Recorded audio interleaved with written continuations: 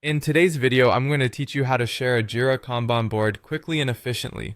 Whether you're collaborating with your team or just wish to make your project progress visible to stakeholders, sharing your Kanban board is a crucial step.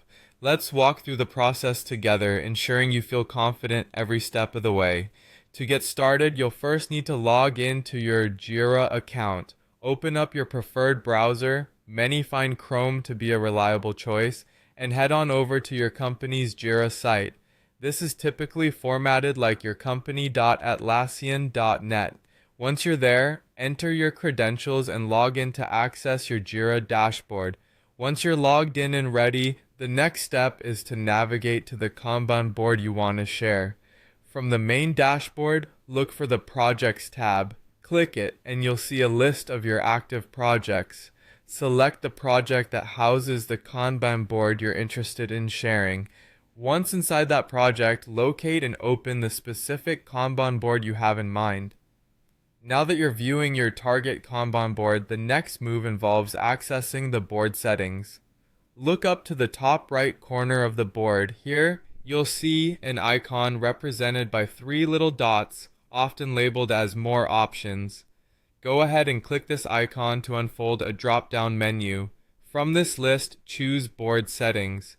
This action will lead you to a new page where you can fine-tune how you want your board to be shared. In the Board Settings menu, focus your attention on the General section, where Share Settings can be found. This is where you can decide who gets to access your board. Several options are available to you, keeping the Kanban board private so that only you can view it, or sharing it more broadly within your project team.